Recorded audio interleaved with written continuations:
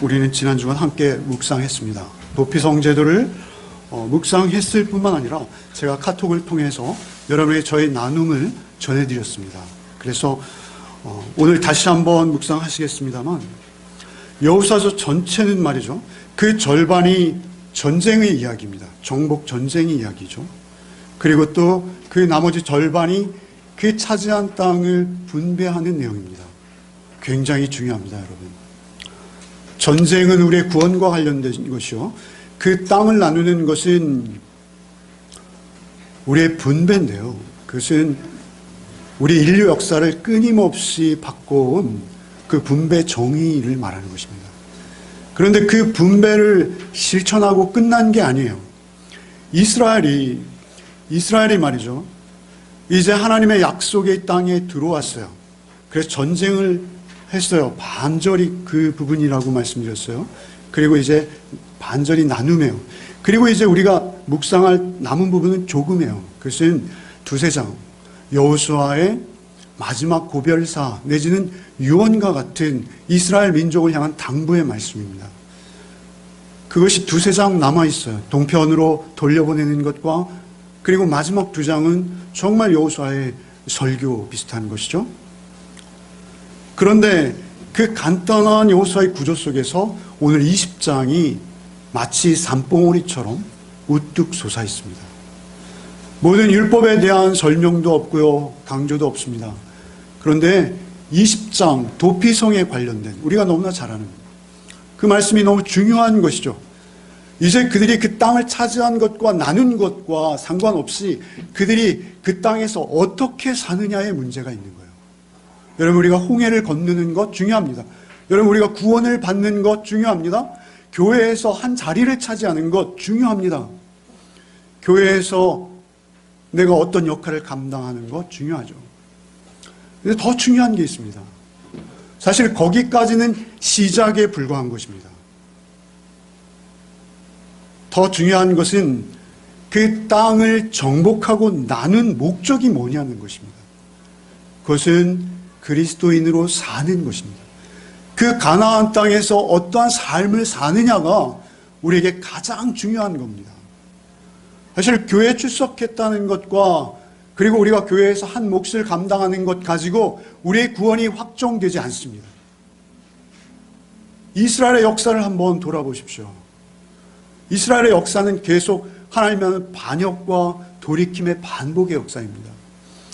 그 돌이킴의 반역의 역사에서 그들이 돌이키고 끝없이 회개하며 하나님께로 돌아오는 그 삶 속에서 한 가지 중요한 것은 도피성이 있다는 것입니다.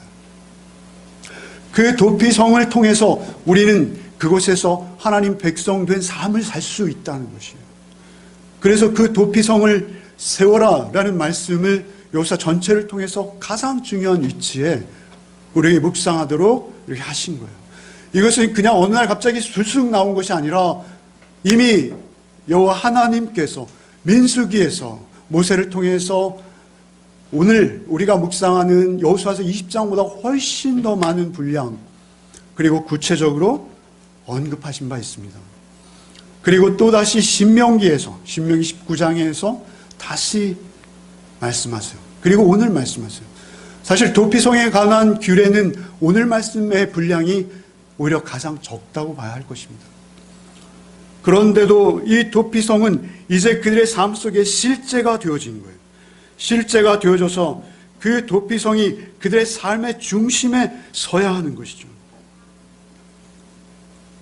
한마디로 말하면요, 그 가나안 땅에서 하나님의 백성의 거룩을 지키며 구별된 삶을 살아내는 것이 우리가 홍해를 건너고 우리를 구원해내신 목적이라는 것이죠. 우리가 구원을 받고 교회 생활을 하면서도 그 삶을 살아내지 않는다면 우리의 구원은 거짓 구원인 것입니다. 성경이 분명하고 뚜렷하게 우리에게 일러주는 거예요. 그래서 우리는 범죄와 구별되어져야 돼요. 근데 그 범죄는 도피성에서 한 가지로 요약되고 있습니다. 한 가지. 그래서 무엇입니까? 살인입니다. 살인. 우리는 내가 살인을 안 하니까 나와는 별 상관이 없다라고 여기지만, 여러분, 이 살인은 피 흘리게 하는 것입니다. 여러분, 남의 눈물에 피 흘리게 하는 것, 그것도 살인입니다. 여러분, 우리가 꼭 육체적 죽음, 그 육체를 생명을 끊는 것만을 살인이라 하지 않고요. 우리 인격을 살해하는 것이 오히려 육체적 죽음보다 훨씬 더 잔인하고 무섭고 끔찍한 살인이 될 수 있습니다. 여러분, 그래서 그 대표적인 살인을 하나님께서는 여호수아 전체의 중간에 우뚝 세워놓고 도피성을 우리에게 설명해 주시는 것이죠. 그 땅에서 너희가 죄와 싸워갈 때, 그때 하나님의 완전한 의와 사랑의 통치를 받는 길은 도피성을 중심으로 살아야 한다. 이것을 우리에게 교훈하시는 것입니다. 도피성이 우리의 모든 삶의 중심이 되지 않고 우리가 구원 얻을 수 없음을 말씀하시는 것입니다. 여러분, 살인을 저지른 자는 반드시 심판해야 합니다. 그래야지 건강한 사회가 됩니다. 살인을 저지른 자를 그대로 용납한다면 우리 세상은 아수라장이 될 것이죠. 여러분, 지금 시대의 살인마가 하나 붙잡혔어요. 여러분, 우리의 이웃들, 우리가 함께 모이는 공동체, 그리고 사회를 이루고 살아갈 때 그러한 살인자들이 우리 주변에 없을 수 없습니다. 그런데 하나님께서는 그러한 살인자에 대해서 정확히 말씀하십니다. 죽어야 한다는 것입니다. 남을 피 흘리게 한 자는 그만큼 피 흘림을 받는 것이 성경의 율법입니다. 율법. 우리가 흔히 말하는 동해보복법이죠. 예? 남을 한 대 쳐서 이를 하나 부러뜨렸으면 그도 이가 부러져야 되는 것입니다. 그것이 정의입니다. 그런 폭력적인 수단이 있을 때 공정한 법이 집행되는 것, 이것은 우리가 살아가는 세상에서 가장 중요한 중심축입니다. 만약에 공정한 법이 집행되지 않는다면 우리의 삶은 아수라장이 될 것입니다. 공정한 법의 집행은 하나님께서도 우리에게 요구하신 것입니다. 오늘 본문에 보면 여러분, 이미 우리가 묵상했기에 그 세세적인 것은 우리가 아는 것을 전제로 하겠습니다. 여러분, 여기에 본문에 가장 많이 등장하는 단어 중에 하나가 피해 보복자라는 단어, 피해 보복. 보복자라는 단어 앞에 피가 등장합니다. 피해 보복자. 3절, 5절, 9절. 근데 먼저 우리가 보복자라는 이 단어를 좀 중심으로 도피성을 생각해 보려고 합니다. 여러분, 보복자는 말이죠, 히브리어로 고엘입니다. 고엘. 여러분, 고엘이라는 단어는 익숙하시죠? 우리가 룻기에서 고엘, 기업 물을 자로 번역되었어요. 그런데 여기서는 보복자로 번역되었어요. 번역이 다르죠? 문맥에 따라서 그 의미와 번역이 차이가 있는 것입니다. 그런데 중심 의미는 동일합니다. 룻기에서 기업 물을 자, 보복자. 여러분, 고엘이라는 단어의 히브리어 어근은 말이죠, 어원은 가알이라는 단어라고 말씀드렸어요. 그 가알이라는 단어는 갚아주다, 무르다, 동사로서 그렇고요. 명사로서는 구속자, 속량자라는 의미가 있습니다. 여러분, 땅은 말이죠, 당시 그들에게 생명이었습니다. 생명. 먹어야 살잖아요. 친척이 만약에 어떠한 사연으로 인해서 그 땅을 잃어버리면 그 친척 중에 가장 가까운 혈족이 그 땅을 되사서 그에게 돌려주는 것, 그것을 기업 물을 자, 고엘이라고 하는 것입니다. 그런데 오늘 본문에는 보복자로 번역된 그 고엘은 무엇이냐면요, 그 친척이 누구에게 부당한 죽음을 당했을 때 그 사회의 책임은 무엇이냐면 그 죽인 자를 찾아내서 죽이는 것이 율법입니다. 합법입니다. 하나님께서 명하신 것입니다. 그 피해 보복자가 당연히 보복을 해야지 그 사회의 정의는 들 수 있는 거예요. 그리고 그 사회는 유지될 수 있는 거예요. 그런데 말이죠,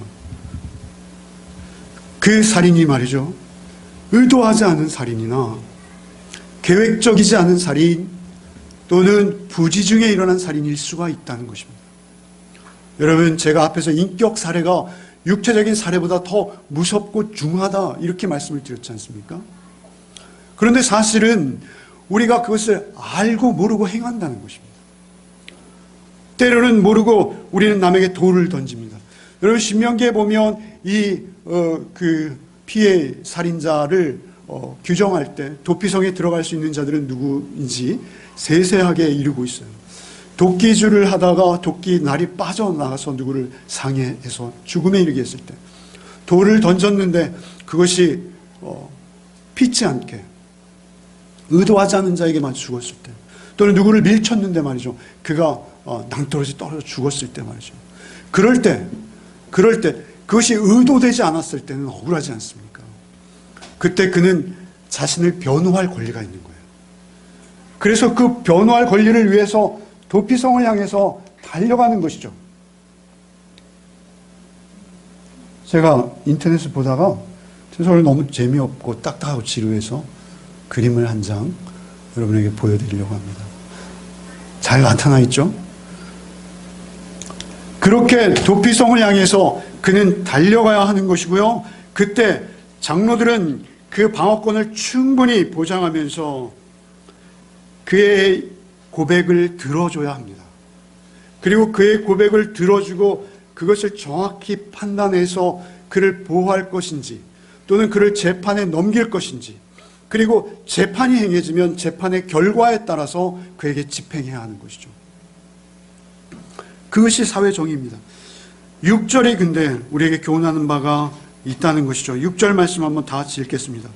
그 살인자는 회중 앞에 서서 재판을 받기까지, 또는 그 당시 대상이 죽기까지 그 성읍에 거주하다가 그 후에 그 살인자는 그 성읍 곧 자기가 도망하여 나온 자기 성읍 자기 집으로 돌아갈지니라 하라.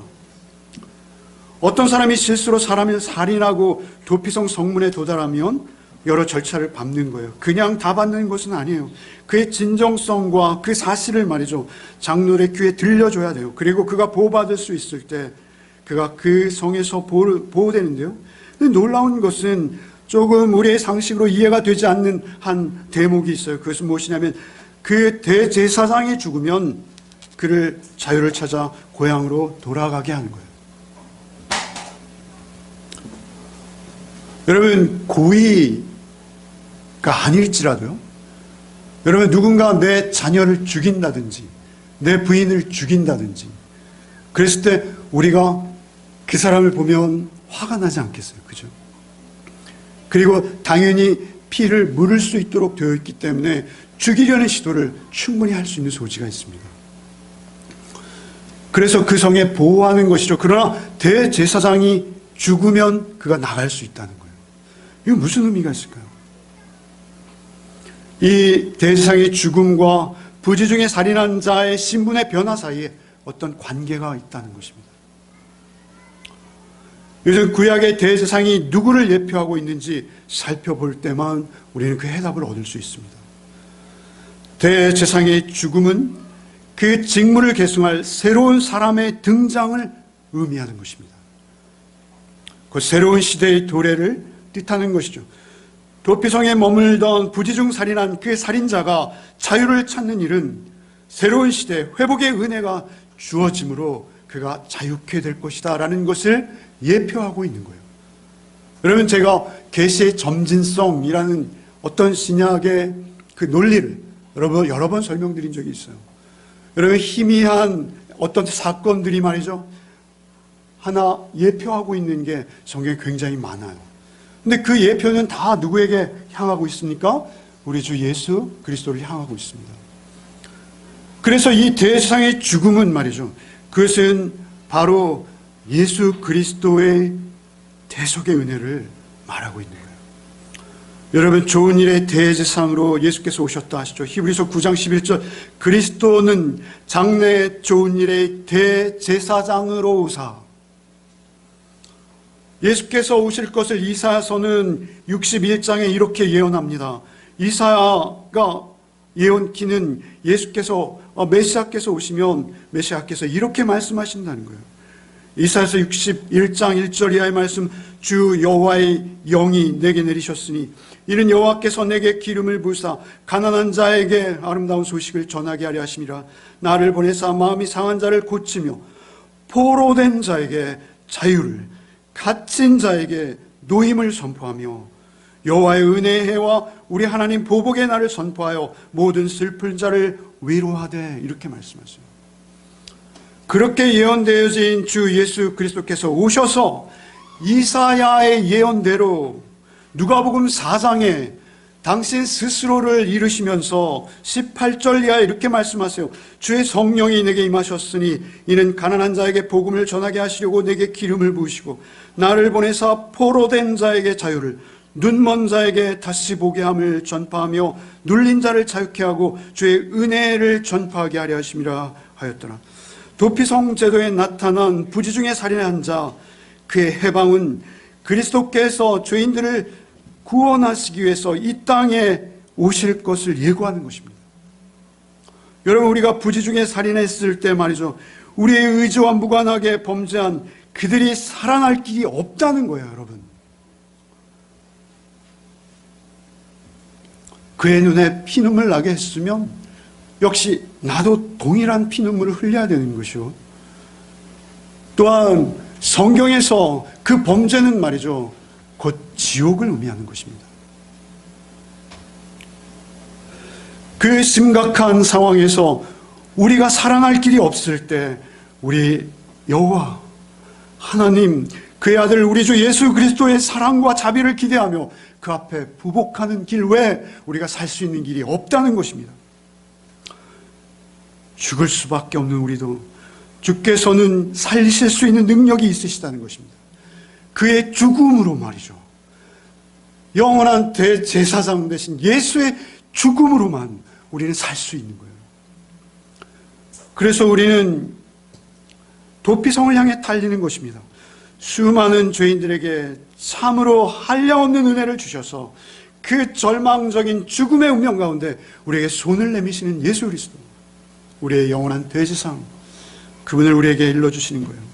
여러분, 그 피의 보복자라고 할 때 피가 말이죠, 3절, 5절 그리고 또 9절 계속 반복돼요. 보복자 앞에 꼭 피가 따르고 있어요. 여러분, 우리 죄는 인격적 살해라고 말씀드렸어요. 여러분, 우리가 얼마나 죽이지만 않았을 뿐이지 독한 말들을 많이 하는지요. 그것은 피 흘린 것이다, 이렇게 말씀하세요. 그래서 절대 그 피를 경계하도록 하나님께서는 우리에게 주의를 주신 거예요. 창세기 9장 4절, 그러나 고기를 그 생명되는 피째 먹지 말 것이라. 이미 창세기에서부터 피째 먹지 말라 하세요. 고기는 먹되 그 피는 먹지 말라 하세요. 여러분, 레위기에 이렇게 말씀하세요. 레위기 11장에 육체의 생명은 피에 있습니다. 내가 이 피를 너에게 주어 제단에 뿌려 너희의 생명을 위하여 속죄하게 하였나니. 예수 아니십니까? 이 피를 제단에 뿌려 너희 생명을 위하여 속죄하게 하였나니 생명이 피에 있으므로 피가 죄를 속하느니라. 14절에 또 이렇게 반복하세요. 모든 생물은 그 피가 생명과 일체라, 하나라. 그러므로 내가 이스라엘 자손에게 이르기를 너희는 어떤 육체의 피든지 먹지 말라 하였나니 모든 육체의 생명은 그것이 피에 있은즉 그 피를 먹는 자는 끊어지리라. 끊어진다는 것은 하나님과 끊어지는 가장 무서운 저주를 선언하시는 것입니다. 여러분, 신명기 12장 23절에 다만 크게 삼가서 그 피를 먹지 말라. 피는 그 생명인즉 내가 그 생명을 고기와 함께 먹지 못하리라. 그런데 말이죠, 여러분, 예수께서는 오셔서요, 우리가 그 살인을 말이죠, 새롭게 규정하도록 말씀하셨어요. 새벽에도 말씀드렸습니다만 예수께서 마태복음 5장에 살인하지 말라 하였으나 나는 너에게 말하노니 형제에게 노하는 자마다 심판받게 되고 형제에 대하여 나가라 하는 자는 공회에 잡혀가게 되고 미련한 놈이라 하는 자는 지옥불에 들어가게 된다, 이렇게 말씀하세요. 여러분, 무섭지 않습니까? 미련한 놈. 여러분, 이건 우리 자녀들에게도 하는 말 아니에요? 여러분, 인격살인이 더 무섭다고 제가 말씀드렸어요. 우리가 가장 사랑하는 자녀에게요, 미련한 놈이라는 거 쉽게 입에 다는 욕설입니다. 그러나 우리 그거 하면 안 되는 거예요. 우리가 하나님 앞에 돌이켜야 하는 거예요.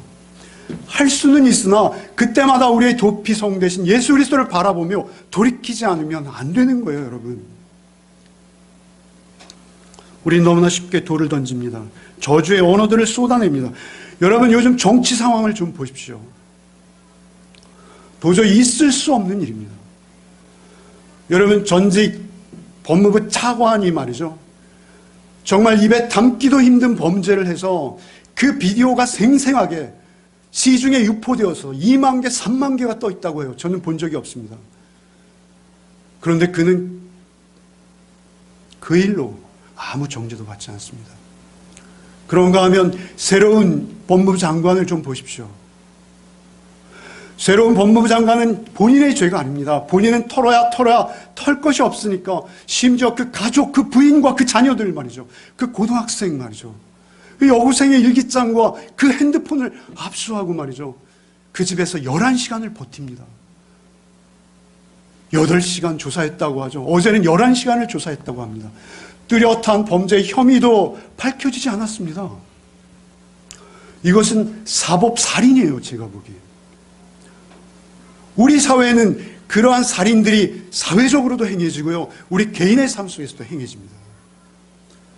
여러분, 저도 이 자리를 빌어서 참여한다면 말이죠, 저의 욕망과 저의 욕심을 투영하기 위해서 우리 자녀들에게 독한 말들을 많이도 했습니다. 참.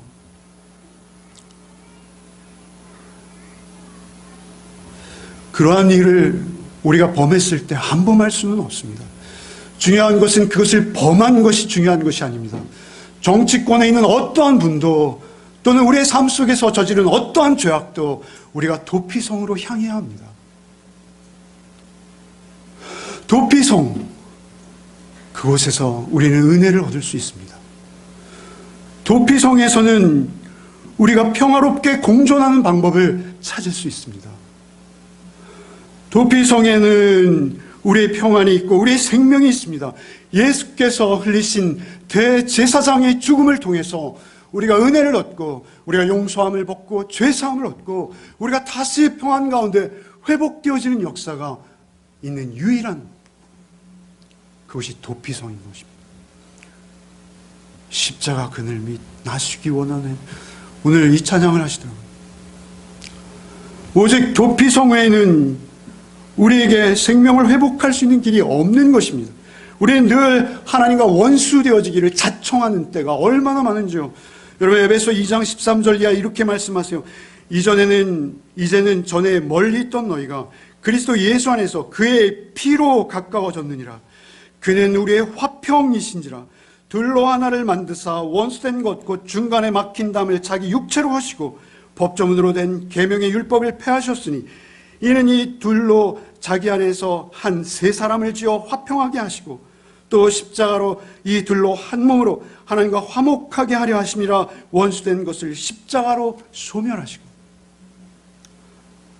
도피성은 피 흘리게 한 자는 피 흘려야 하는 공의의 측면을 결코 외면하거나 무시하지 않습니다. 그럼에도 불구하고 하나님의 그 공의와 용서가 절묘하게 만나는 것이 도피성입니다. 여러분, 우리가 언어로 말이죠, 우리의 말로 얼마나 많은 범죄를 하는지 여러분, 우리들 돌아봐야 합니다. 제가 정말 메시껍고 토가 날 정도의 지경인 게요, 언론의 공해입니다. 언론의 공해. 여러분, 그 죄 같지도 않은 죄를 말이죠, 지난 몇 달 동안, 여러분, 세월호 사건이 있었을 때 총 보도된 건수가 20만 건이랍니다. 최순실 국정농단이 있을 때 30만 건의 보도가 되었대요. 근데 지금 말이죠, 그 표창장 그거 가지고 150만 건의 보도가 지금도 쏟아지고 있다는 것이죠. 아주 속이 메시꺼워요, 그 보도를 볼 때마다. 도대체 언론은 뭐 하는 것이고 이 나라의 그 많은 판사와 검사들은 뭐 하는 사람들인지. 이게 살인이 아닙니까? 그 부인과 그 어린 딸을 죽여서 그 본인에게 피해를 주자는 거 아니겠습니까? 여러분, 이게 인간입니다. 그게 나입니다. 그게 여러분이십니다.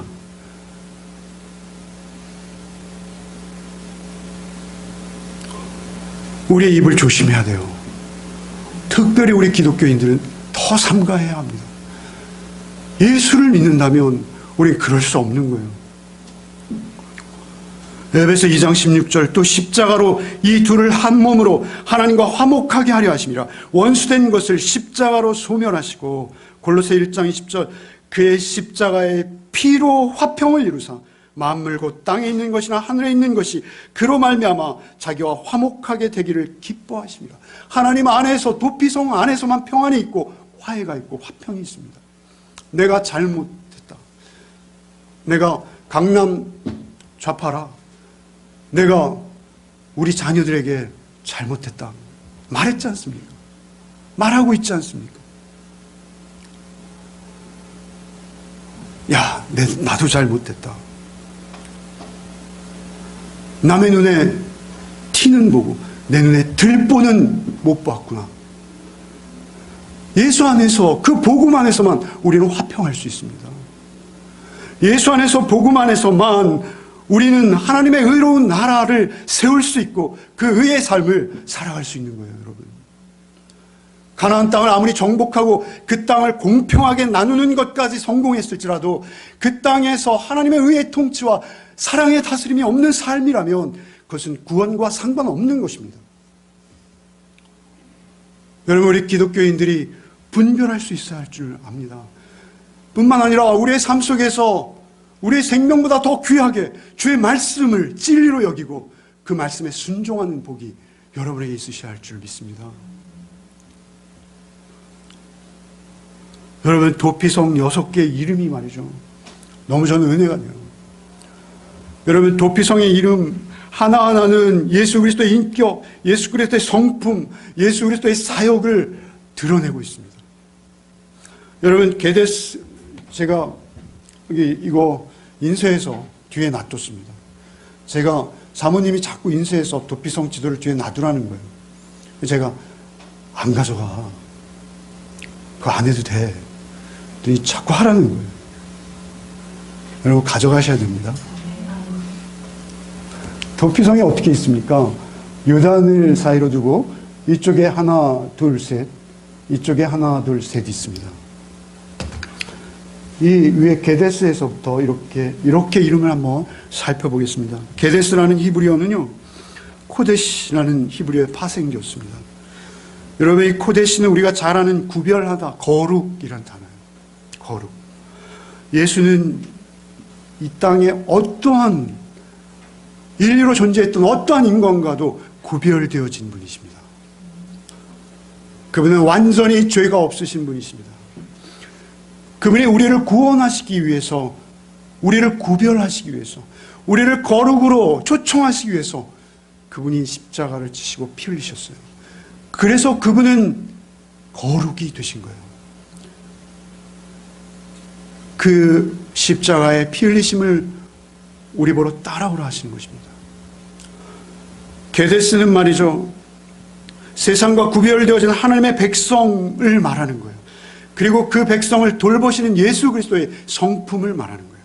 여러분, 세겜은 말이죠, 어깨에 짊어짐, 이런 의미예요. 어깨에 짊어짐. 주님께서 우리의 무거운 짐을 대신 져주십니다. 여러분, 우리는 무거운 죄의 짐을 각자 지고 있습니다. 주님만이 그 죄의 짐을 내려놓게 하실 수 있습니다. 그 죄로부터 우리가 자유함을 얻고 포로된 자에서 자유함을 얻어서 참으로 주님 앞에서 어린아이와 같은 마음으로 우리의 삶을 누릴 수 있게 하시는 분, 예수 한 분이십니다. 세겜은 어깨에 짊어짐, 어깨짐, 이런 의미예요, 히브리어로. 수고하고 무거운 짐진 자들 다 내게로 오라, 내가 너희를 쉬게 하리라, 주님 말씀하시잖아요. 우리의 모든 죄짐을 주님이 어깨에 짊어지시기를 원하세요. 세겜입니다. 헤브론은 무엇이며 연합, 동맹, 교제라는 의미입니다. 하나님께서 그 아들 예수를 보내셨을 때 예수께서 십자가를 지시기 전에 간절히 기도하신 게 있어요. 요한복음 17장 전체의 주제는 무엇이냐면, 아버지여, 아버지와 내가 하나인 것처럼 저들도 우리와 하나 되게 하시옵소서. 주님은 우리와 하나 되기 원하십니다. 당신을 포도나무로 하시고 우리를 가지라 하시고 늘 당신 안에 우리를 거하시도록 우리를 초청하십니다. 그래서 예수님은 헤브론이십니다. 예수님은 우리를 초청하세요. 베셀은 성체요, 요새를 말합니다. 히브리어로 성체 요새를 베셀이라고 합니다. 예수님은 모든 사람의 요새가 되십니다. 여러분, 우리 요한복음에 보면 말이죠, 8장에 가늠한 여인이 끌려 나오죠. 그 가늠한 여인을 향해서 무수한 돌이 날아드는데 그 돌을 주님이 막아주세요. 여러분, 그 가늠한 여인은 자신을 막아주고 있는 그가 누구인지 모릅니다. 그때 주님이 오셔서 그의 성체가 되어주세요. 그를 그 모든 나라들의 돌로부터 지켜주세요. 여러분, 다윗이 범죄했을 때 그가 하나님 앞에 돌이키며 하는 말이 무엇입니까? 하나님, 나의 피난처시오, 나의 방패시오, 나의 구원의 산성이시오, 나의 요새시오. 베셀이라는 거예요. 베셀. 우리를 지키고 우리의 피난처가 되어주고 우리를 보호해 주시는 것입니다. 어떠한 죄로부터, 어떠한 세상의 비난으로부터도 여러분이 도피성에 들어가 주의 보혈에 의지할 수만 있다면 하나님은 그 죄를 깨끗이 하실 능력이 있으신 분이십니다. 그 죄를 대신 짊어주실 뿐만 아니라 우리를 보호하고 지켜주시는 분이십니다. 뿐만 아니라 길르앗 라못은 무엇입니까? 라못은 말이죠, 들어 올린다는 거예요. 높인다는 거예요. 라못은 말이죠, 여러분, 우리는요 한 사람도 예외 없이 다 지옥의 가장 밑바닥에 떨어졌던 자들입니다. 그것을 부정할 자는 아무도 없어요. 그리스도인이라면 그 지옥의 밑바닥에서부터 우리를 말이죠, 그 피로 구속하사 하나님 보좌 우편에 앉으신 그리스도 안에서 함께 연합시키셔서 우리를 가장 높은 곳에 높여주셨어요. 그래서 예수님은 라못입니다. 라못, 들어올리다, 높이다, 곤란, 바상, 곤란, 기쁨, 희열을 말하는 거예요. 기쁨, 희열. 여러분, 이 땅에서 우리가 많은 기쁨이 있어요. 많은 희열이 있어요. 그러나 그 희열과 기쁨은 영원하지 않습니다. 오직 우리의 기쁨은 말이죠, 하나입니다. 최후 승리입니다. 최후 승리. 이 땅에 우리가 세상 사람들로부터 온갖 비난과 저주를 받아서 돌무더기에 맞아 죽는 한이 있더라도 하나님께서 우리의 승리를 인정해 주시면 우리는 기쁜 거예요. 우리는 희열인 거예요. 그래서 곤란, 기쁨과 희열을 의미하는 것이죠. 여러분, 산성이 되시고 우리를 높이시고 우리를 기쁨과 희열로 인도하실 뿐만 아니라 우리를 게데스, 거룩하게 구별하시고 우리의 죄짐을 세겜 대신 져주시고 우리와 온전히 하나 되시는 헤브론의 주님을 말마다 의지하시고 날마다 만나시고 그분과 인격적으로 교제하며 동행하는 여러분의 삶이 되시기를 바랍니다. 주님께만 모든 게 있습니다. 여러분, 고대와 현대 말이죠, 고의로 사람을 죽이지 않고요, 실수로 또는 잘못으로 사람을 죽였을 때 소위 우리 법상 과실치사라는 것이죠.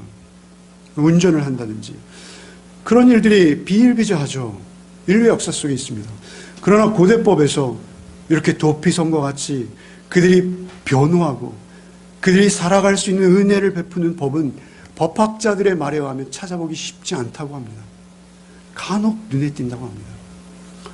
그런데 성경은 말이죠, 민수기, 신명기, 여호수아 이르기까지 이 도피성을 거의 한 장을 할애하면서 설명하고 있어요. 파격입니다. 하나님의 법이기 때문에 그렇습니다. 하나님의 완전한 법, 하나님의 배려하심입니다. 여러분, 이 도피성은요, 누구든지 이스라엘 안에 반나절이면 이룰 수 있다 합니다. 반나절이면. 그 거리를 이렇게 안배한 거예요. 그가 전력을 다해서 그런 실수가 자기의 삶 속에 발견되어졌을 때, 아, 내가 살인자구나. 여러분, 이 본문을 읽다 보면요, 도피자라 하지 않고 살인자로 지칭합니다. 깜짝 놀랄 만한 일이에요. 그 살인자가 피할 곳이 있다는 거예요.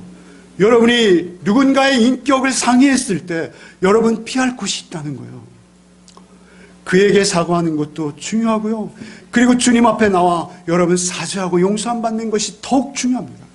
그때 여러분, 우리는 도피성을 향해서 전력을 다해서 달려가야 되는 거예요.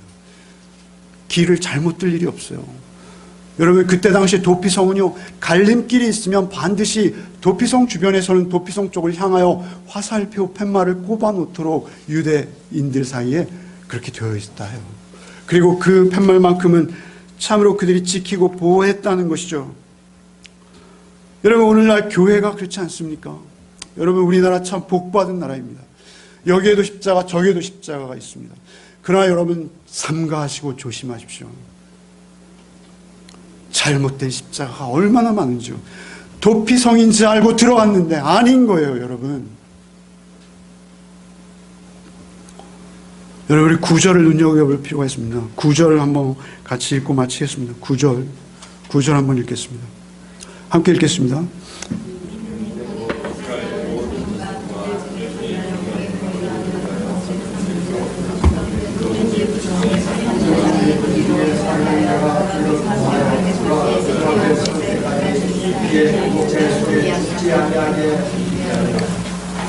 여기서 특별히 주목하고 싶은 단어는요, 그 중에 거류하는 거류민, 또 성읍들로서 누구든지 부지 중에 살인한 자. 거류민이라는 것은 이스라엘 사람이 아니에요. 이방인이에요, 여러분. 그런데 그 도피 성자들은 놀랍게도 말이죠, 그 땅, 그 사회에서 아무도 돌보지 아니하고 천시하며 사람 취급조차 못 받았던 그 거류민, 심지어는 누구든지 도피성을 향하라는 거예요. 도피성으로 들어오라는 거예요. 남녀노소, 그가 사회에서 가장 약한 자일지라도 고아와 과부의 아버지가 되시는 그분이 그를 보호하시겠다는 거예요. 친히 그를 감싸 안으시겠다 약속하시는 거예요, 여러분. 얼마나 놀랐습니까? 물론 우리 교회는 이래야 합니다. 우리가 우리의 죄를 깨달아 알고 내 죄를 주님 앞에 자복하며 마치 그 성의 장로들에게 달려가서 내가 사람을 죽였으나 이러저러 합니다 라고 말할 수 있는 그 대상은 오직 주님 한 분뿐이십니다. 그리고 그 주님에게 향할 때 주님은 거류민이든지 누구든지 받아주시겠다. 주님께서 요한복음 10장에 이렇게 말씀하세요. 나는 선한 목자라. 선한 목자는 자기 양들을 위하여 목숨을 버리거니와, 이렇게 말씀하세요. 여러분, 그분은 그냥 도피성이 아니라, 그냥 큰 대제사장이 아니라 우리를 위해 피 흘리시는 예수, 우리의 대제사장이십니다. 그분을 믿는 믿음으로 우리는 이 땅에서 승리할 수 있습니다. 이 땅에서 하나님의 거룩한 백성의 삶을 살아낼 수 있는 것입니다. 세상은 오늘도 불의와 의가 싸우고 있습니다. 피 흘리기까지 싸우고 있습니다. 어느 한쪽이 죽지 않으면 끝내지 않을 전쟁처럼 격돌하고 있습니다, 여러분. 여러분, 그 사이에서 이 시대가 우리에게 순교를 요구하는 것 같습니다. 우리의 피를 요구하는 것 같습니다. 이제 다시 교회가 피 흘려야 될 때가 아닌가, 이렇게 여겨집니다. 여러분, 우리가 말이죠, 그런 불의와 만났을 때 영원한 의이신 하나님께만 온전히 의지하고 가해자의 편이 아니라 오히려 피해자의 편에 서서 도피성 대신 예수가 그러셨듯이 우리도 누군가의 도피처가 되어주고 우리 자신도 그 도피성의 주인 대신 예수 그리스도만을 믿고 의지하여서 거룩한 삶을 살아내야 할 줄 믿습니다. 여러분, 한 주간의 삶이 우리 앞에 또 있습니다. 그 삶은 계속되는 전쟁입니다. 그 삶 속에서 여러분, 순결한 주의 백성으로, 주의 신부로 거룩한 삶을 살아내는 복이 우리 열매 가족들에게 풍성이 넘치기를 소원합니다. 주님, 감사합니다. 오늘도 주의 말씀으로 우리를 깨우치시니 참으로 감사합니다. 우리를 궁지에 몰아넣고 우리의 분별력을 흐리는 이 땅 가운데서 참으로 언제나 주의 편에 서게 하시고 하나님의 공의의 편에 서게 하시고 우리의 피난처가 되어주신 우리 주님처럼 우리도 누군가의 피난처가 되어주고 우리도 구체적으로 우리의 삶과 행위를 통해서 주께서 이루라고 하신 그 거룩의 삶을 이루어나가는 복이 우리 가운데 있게 하여 주옵소서. 예수 그리스도 이름 받들어 기도하옵나이다. 아멘.